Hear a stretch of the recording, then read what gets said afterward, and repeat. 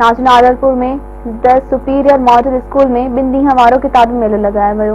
तफ़सील ॾिसूं था माजिद अली कलवर जी हिन रिपोर्ट में। जी नाज़रीन, असीं वक्त मौजूद आहियूं the superior model school Adalpur में, जिते ॿिनि ॾींहंनि जो किताबी मेलो लगायो आहे।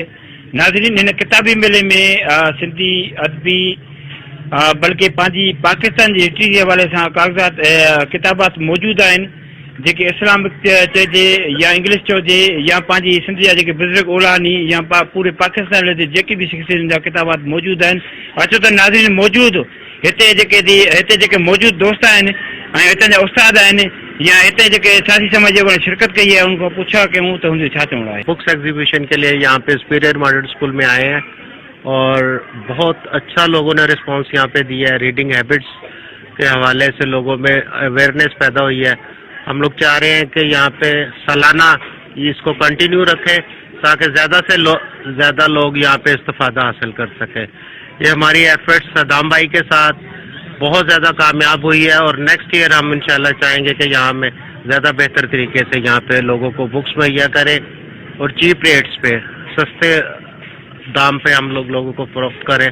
इसमें हिस्ट्री, इस्लामिक हिस्ट्री और डिफरेंट शख्सियात पे बुक्स हमारे पास मौजूद है। बच्चों से रिलेटेड फिक्शन वगैरह हमारे पास, इस्लामिक बच्चों की छोटी स्टोरीज मौजूद है। सुपीरियर मॉडल स्कूल में सुपीरियर बुक फेयर जो इनेकाद थियो ॿिनि ॾींहंनि जो हिस्ट्री विटनेस रही है। असांजी जेका टीम आहे उहा मुख़्तलिफ़ एक्टिविटीज़ कराईंदी रहंदी आहे। अलहमदुलिल्लाह हीअ बि हिकिड़ी नुमाया एक्टिविटी आहे जेका सुपीरियर बुक फेयर जे नाले सां आहे। हिन में असांजो मक़सदु हुयो जेको बुक रीडिंग खे फैलाइणु हुयो।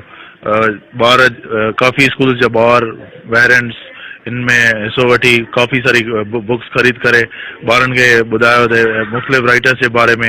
हुनमें इस्लामिक बुक हुया, सिंधी अदब हुयो, इंग्लिश अदब हुयो ऐं उर्दू अदब हुयो। इन सां अहिड़ियुनि एक्टिविटीज़ सां, हेल्दी एक्टिविटीज़ आहिनि, हिन एक्टिविटीज़ सां ॿारनि में जज़्बो पैदा थिए थो पढ़ाई जो।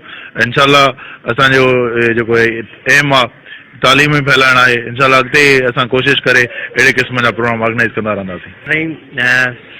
सब खां पहिरियां मेहरान टीवी जो शुक्रगुज़ार आहियां। जीअं त सुपीरियर मॉडल स्कूल में जेको आहे सो ही ॿिनि ॾींहंनि वारो किताबी मेलो पंहिंजी पुॼाणी तरफ़ वञे पियो। इन किताबी मेले जे अंदरि मुख़्तलिफ़ जेके आहिनि बुक्स रखिया विया ऐं पूरे इलाइक़े आदलपुर इलाइक़े में मुख़्तलिफ़ जेके स्कूल्स हुया, प्राइवेट या गवर्नमेंट, उन्हनि विज़िट कई, ॿारनि फ़ाइदो वरितो।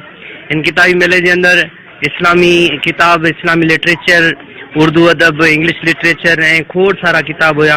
इन किताबी मेले सां जेका आहे सो ॿारनि जेके बुक्स ख़रीदी आहिनि, उन बुक जी रीडिंग सां हिकिड़ी रेवोल्यूशन ईंदी, हिकिड़ी तब्दीली ईंदी, ज़हन तब्दील थींदा, तालीम ना ये जेको आहे सो वधीक रुझान थींदो ऐं इन सां वधीक फ़ाइदो थींदो। उन सां गॾोगॾु पूरी जेका सचिल प्रेस क्लब आहे या उन्हनि जी टीम जेका आहे सो असांखे भरपूर मोट ॾींदी रहंदी आहे ऐं उन्हनि जो वॾो किरदारु आहे आदलपुर जी सोसाइटी में रेवोल्यूशन जे आणण जे लाइ। मेहरान टीवी वारनि जी वॾी महिरबानी। किताबी मेलो या बुक स्टॉल जेको सदाम कलवर जी महिनतुनि सां, कावशुनि सां हिते आदलपुर में पहिरियों दफ़ो लॻो आहे। मेहरान टीवी असांजी पहिरीं कॉल ते हलिया था अचनि। इहे वॾियूं महिरबानियूं ऐं वॾी हिन इलाइक़े वासियुनि जी ख़ुशनसीबी आहे त इहे टीवी एंकर बि असांजा ऐं सदाम कलवड़ बि असांजो महिनती ॿार आहे। ऐं हीअ जेको स्टॉल आहे इहो इंशाल्लाह हाणे हर साल लॻाईंदा रहंदासीं ऐं हिन में वॾो फ़ाइदो आहे ऐं वॾी अचीवमेंट आहे। कैमरामैन निसार सही सां गॾु माजिद अली कलवड़, मेहरान टीवी आदलपुर।